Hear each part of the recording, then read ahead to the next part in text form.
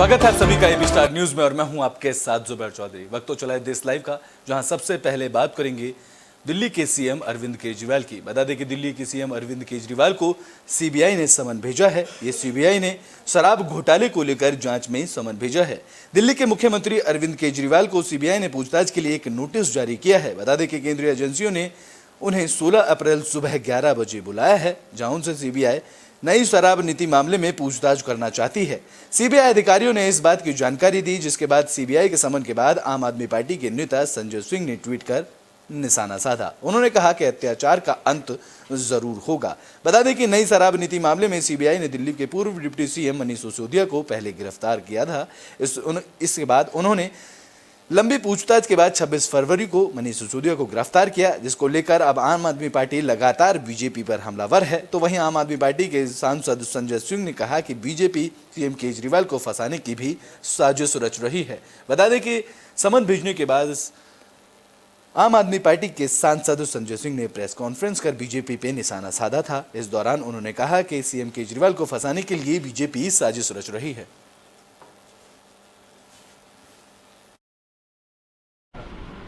जिस दिन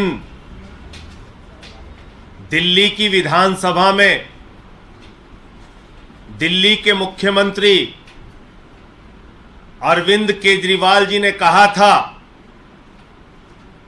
कि देश के प्रधानमंत्री नरेंद्र मोदी जी के दोस्त, उनके दोस्त की कंपनी में लगा हुआ लाखों करोड़ का काला धन दरअसल देश के प्रधानमंत्री नरेंद्र मोदी का पैसा है। उसी दिन मैंने अरविंद जी से कह दिया था, अरविंद जी अगला नंबर अब आपका होगा।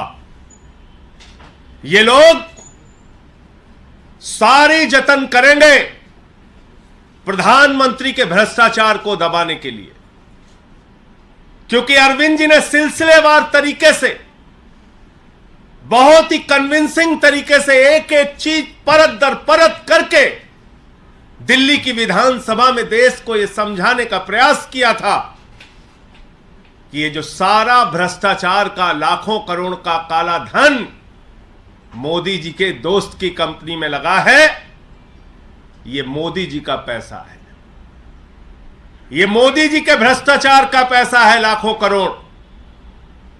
और उसी दिन से दिल्ली के मुख्यमंत्री के खिलाफ, अरविंद जी के खिलाफ मोदी जी ने यह साजिश रचना शुरू कर दिया और आज सीबीआई का सम्मन आ गया। केजरीवाल को सीबीआई का सम्मन भेज रहे हैं। मैं आपको बताना चाहता हूं प्रधानमंत्री जी, आपकी सरकार और आप सर से लेके पांव तक भ्रष्टाचार में डूबे हुए हैं और अरविंद केजरीवाल जी की लड़ाई ये सीबीआई का सम्मन भेजने से रुकेगी नहीं।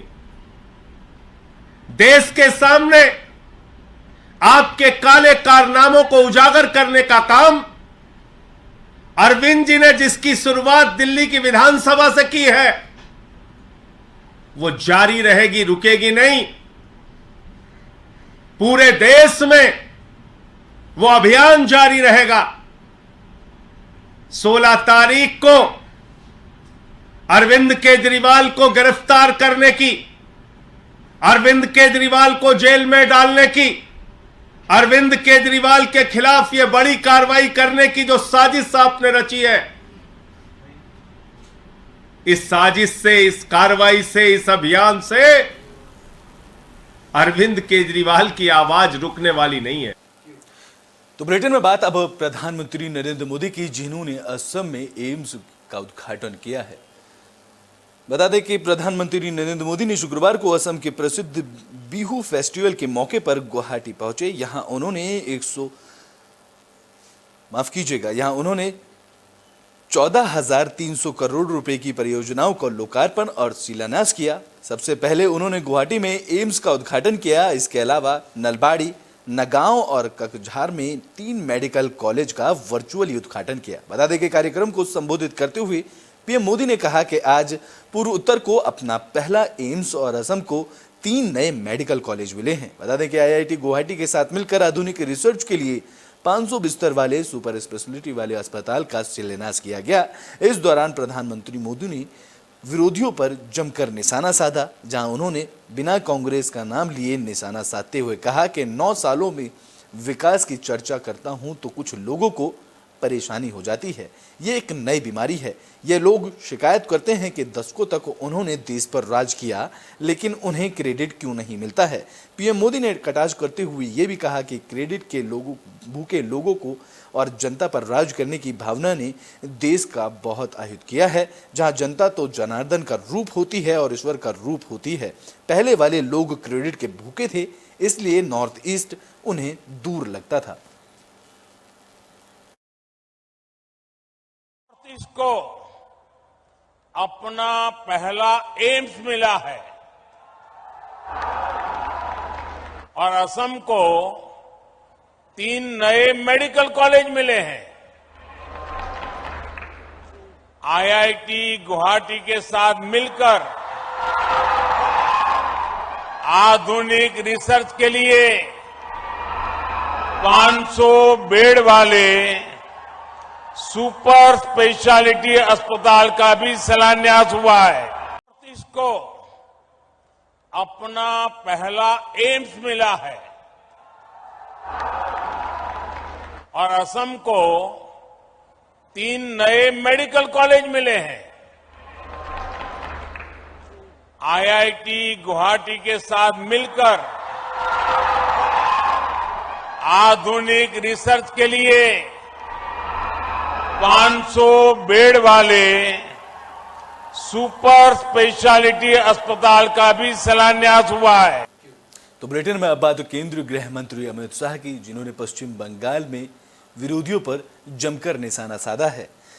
केंद्रीय गृह मंत्री अमित शाह ने पश्चिम बंगाल के बीरभूम में मुख्यमंत्री ममता बनर्जी और उनके भतीजे अभिषेक बनर्जी को लेकर जमकर हमला बोला। उन्होंने कहा कि ममता बनर्जी लोगों के लिए काम नहीं करती हैं, जहां अमित शाह ने दावा किया कि 2024 में बीजेपी के चुनाव जीतने के बाद रामनवमी के दौरान निकाली जा रही शोभा यात्रा पर किसी को भी हमला करने की हिम्मत नहीं होगी। बता दें कि इस दौरान अमित शाह ने यह भी कहा कि ममता बनर्जी और उनके भतीजे अभिषेक बनर्जी के अत्याचारों से छुटकारा पाने के लिए बीजेपी को जिताने की लोग मदद करें, जहां बंगाल में घूसपैठ और तस्करी रोकने के लिए बीजेपी को वोट दिया जाए। सीधे तौर पर उन्होंने अपने संबोधन में कहा कि सीएम ममता बनर्जी बंगाल की जनता के लिए काम ना करने का आरोप लगाया। उन्होंने कहा कि ममता बनर्जी का लक्ष्य बंगाल की जनता का कल्याण करना नहीं है। उनका एकमात्र टारगेट ये है कि अपने भतीजे को किस तरीके से सीएम बनाया जाए।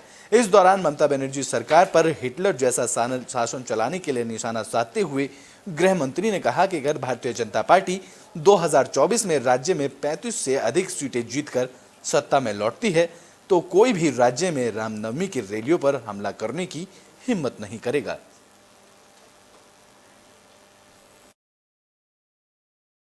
भारतीय जनता पार्टी ममता दीदी के ये हिटलर जैसे शासन को नहीं चलने देगी। ममता दीदी, आप भले स्वप्न देख रही हो आपके बाद आपका भतीजा मुख्यमंत्री बने। मैं बीरभूम में बताकर जाता हूं, अगला मुख्यमंत्री भारतीय जनता पार्टी का बनने जा रहा है। और मित्रों, इसका ट्रेलर 2024 में करना है। बंगाल के अंदर 35 सीटें जीतकर फिर से मोदी जी को प्रधानमंत्री बनाना है। मुझे बताओ, पाकिस्तान को मजबूत जवाब ममता बनर्जी दे सकती है क्या? अरे बताओ, दे सकती है क्या? कश्मीर से आतंकवाद ममता दीदी बंद कर सकती है क्या? केवल और केवल मोदी जी कर सकते हैं और कोई नहीं। तो बुलेटिन में बात कर लेते हैं दिल्ली पर बिजली की मच रही तकरार की। बता दें कि इस दौरान आप नेताओं ने सब्सिडी को लेकर बयान दिया है। आम आदमी पार्टी की दिल्ली सरकार ने लोगों को दी जाने वाली फ्री बिजली सब्सिडी पर रोक लगाने का ऐलान कर दिया है। ऊर्जा मंत्री आतिशी ने शुक्रवार को इसकी जानकारी साझा करते हुए कहा कि आज से दिल्ली के लोगों को दी जाने वाली सब्सिडी वाली बिजली बंद कर दी जाएगी, यानी कि कल से लोग सब्सिडी वाले बिल नहीं दिए जाएंगे। इस दौरान आप नेता आतिशी ने कारण बताते हुए कहा कि फ्री बिजली सब्सिडी बंद कर दी गई है क्योंकि आम आदमी पार्टी की सरकार ने आने वाले साल के लिए सब्सिडी जारी रखने का निर्णय लिया, लेकिन वो फाइल दिल्ली के एलजी के पास है और जब तक फाइल वापस नहीं आती तब तक सरकार सब्सिडी वाला बिल जारी नहीं कर सकती है। तो वहीं दिल्ली में मुफ्त बिजली सब्सिडी को लेकर मंत्री आतिशी का बयान पर दिल्ली के एलजी कार्यालय से प्रतिक्रिया सामने आई, जहां दिल्ली के लोगों को बिजली सब्सिडी मिलती रहेगी। शुक्रवार को उपराज्यपाल वीके सक्सेना ने बिजली सब्सिडी की फाइल को मंजूरी दे दी है और अब दिल्ली के 46 लाख से ज्यादा परिवारों को बिजली सब्सिडी मिलती रहेगी। इससे पहले फाइल की मंजूरी को लेकर दिल्ली सरकार में मंत्री आतिशी और उपराज्यपाल के बीच आरोप प्रत्यारोप का दौर चला था, लेकिन बाद में अब इस फाइल को मंजूरी दे दी गई है। अरविंद केजरीवाल जी की सरकार बिजली की सब्सिडी देती है, जिसके तहत 200 यूनिट तक बिजली फ्री होती है। 200 से 400 यूनिट तक 50% बिजली का बिल माफ होता है, जिसके तहत वकीलों को, किसानों को, 1984 के दंगों के पीड़ितों को बिजली की सब्सिडी दी जाती है। आज से वो सारी बिजली की सब्सिडी रुक जाएगी। इसका मतलब ये हुआ कि कल से जो बिजली के बिल दिल्ली के उपभोक्ताओं को मिलेंगे उसमें उन्हें सब्सिडी नहीं मिलेगी। तो जिसको जीरो बिल आता था, कल से उनको बढ़े हुए बिल मिलने शुरू हो जाएंगे। जिनको 50% छूट मिलती थी, उनको भी बढ़े हुए बिल मिलने शुरू हो जाएंगे। ये सब्सिडी क्यों रुक गई है?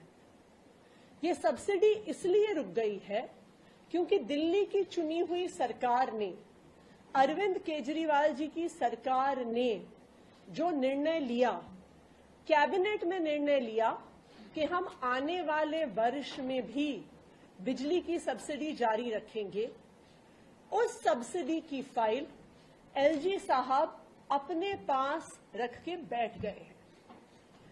वो फाइल एलजी साहब को भेजने के बावजूद उनके ऑफिस द्वारा रख ली गई है और जब तक वो फाइल एलजी ऑफिस से वापस नहीं आती है, तब तक अरविंद केजरीवाल की सरकार सब्सिडी का पैसा रिलीज नहीं कर सकती है। तो बुलेटिन में अब बात राहुल गांधी की कर लेते हैं, जहां राहुल गांधी ने अपना सरकारी आवास खाली करना शुरू कर दिया है। बता दें कि कांग्रेस नेता राहुल गांधी ने अपना सरकारी आवास खाली करना शुरू कर दिया है। बता दें कि शुक्रवार को उनके घर से सामान ट्रक पर लाद कर निकालता हुआ दिखाई दिया। दरअसल राहुल गांधी को सूरत कोर्ट में मोदी सरनेम टिप्पणी मामले में 23 मार्च को 2 साल की सजा सुनाई गई थी। इसके बाद उनकी संसद सदस्यता रद्द कर दी गई थी। बता दें कि जिसके बाद हाउस कमेटी ने फिर 27 मार्च को राहुल गांधी को घर खाली करने का नोटिस दिया था। इस पर उन्होंने लोकसभा सेक्रेटरी को लेटर लिखकर कहा था कि वो लोकसभा में पिछले 4 बार से चुने हुए सदस्य हैं। यही कारण है कि उनका काफी अच्छा समय उनके आवास पर बीता है और इसको लेकर उन्होंने ये भी कहा कि मेरे पास बहुत अच्छी यादें अपने आवास की हैं, लेकिन आपने जो कहा है मैं उसका पालन करूंगा। जिसके बाद अब राहुल गांधी ने अब अपना सरकारी आवास खाली करना शुरू कर दिया है। बता दें कि वो दिल्ली के 12 तुगलक लेन में स्थित बंगले पर रह रहे थे, लेकिन अब इसके बाद उन्होंने अपना सरकारी आवास खाली करना शुरू कर दिया। जिसके बाद अब वो सोनिया गांधी के आवास पर शिफ्ट हुए हैं।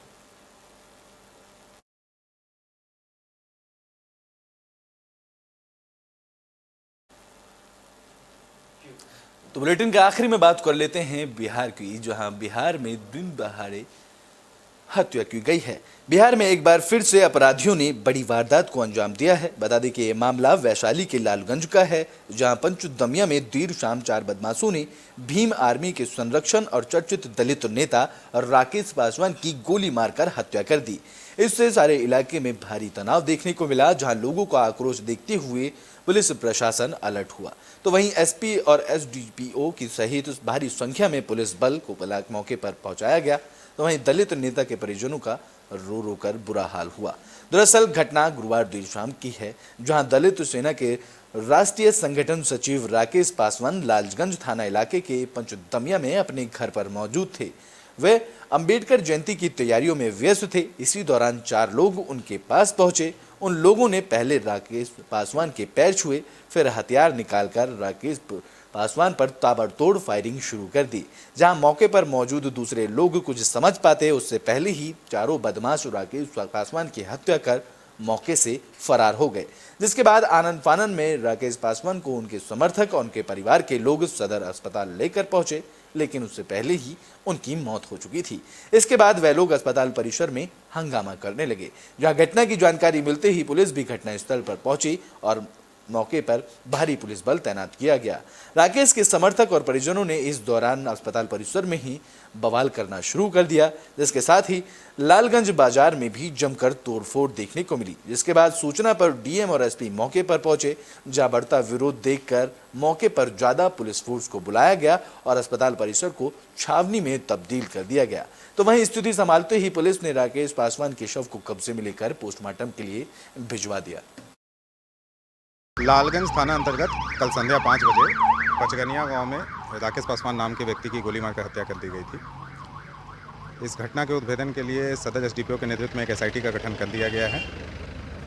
जल्द ही इस घटना को उद्भेदित कर लिया जाएगा और दोषियों को गिरफ्तार कर लिया जाएगा। विधि व्यवस्था बनाए रखने के लिए पर्याप्त संख्या में सुरक्षा बलों को तैनात किया गया है। अभी स्थिति बिल्कुल सामान्य और शांतिपूर्ण है। अभी मतलब सुबह से किस तरीके का नुकसान यहाँ पे पहुँचाया गया? कुछ असामाजिक तत्वों के द्वारा टायर जला के जाम करने का प्रयास किया गया था। कुछ एक वाहनों में तोड़फोड़ करने का भी प्रयास किया गया था, परंतु पुलिस ने और प्रशासन ने स्विफ्ट कार्रवाई करते हुए स्थिति को कंट्रोल कर लिया है और बिल्कुल ही सामान्य और शांतिपूर्ण स्थिति है। प्रिकॉशनरी मेजर क्या क्या कुछ हो रहा है सर यहाँ पे? हम लोगों ने एडिशनल फोर्सेस मंगाए हैं और सभी इंपॉर्टेंट पॉइंट्स पे सभी को डिप्लॉय कर दिया गया है। बाहरी जिले से भी पुलिस बल जी मंगाया गया है और उनको भी डिप्लॉय कर दिया गया है। पुलिसकर्मी भी घायल हुए सर? नहीं, ऐसी कोई सूचना नहीं। देश लाइव में अभी के लिए बस इतना ही। देश और दुनिया की तमाम खबरों के लिए देखते रहें एबी स्टार न्यूज।